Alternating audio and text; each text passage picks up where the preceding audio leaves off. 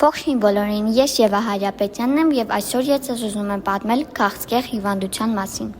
Քաղցկեղը շատ լուրջ հիվանդություն է, որի դեպքում մարդու մարմնի բջիջները սկսում են անկառավարելիորեն աճել։ Նորմալ բջիջներն են աճում, կատարում իրենց գործառությունը, բայց երբ որ պետք է մահանում են, բայց քաղցկեղի բջիջները ոնց որ չեն լսում մարմնի կառավարմանը եւ իրենք ինչ ուզում անում են եւ շարունակ բազմանում են։ Այդ բջիջները հավաքվում են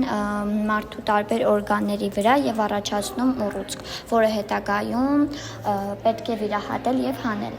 Մարդը քաղցկեղով կարող է միանգամից չիմանալ, որ հիվանդ է։ Սկզբնական շրջանում հիվանդությունը շատ հանգիստ է, կարող է զարգանալ առանց տեսանելի նշանների։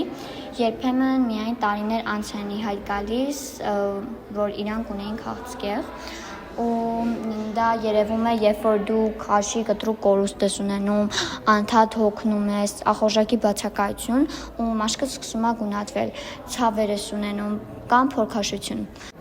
Որոշ դեպքերում կարող են լինել նաև արյուն արտաթորանք կամ մեզուն, կանանց մոտ կրծագեղձում գոյացություն։ Քաղցկեղի բուժումը կախված է նրանից, որքան շուտ է հայտնաբերել։ Եթե շուտ են հայտնաբերել, հնարավոր է լիովին բուժել վիրահատությամբ, քիմիաթերապիայով կամ ճառագայթային թերապիայով, բայց բուժումը հեշտ չէ։ Քիմիաթերապիան օրինակ շատ ուժեղ դերեր են, որոնք ոչնչացնում են բոլոր բջիջները, այդ թվում նաև առողջ բջիջները, եւ այդ պատճառով մարդիկ սկսում են իրենց մազերը կորցնել,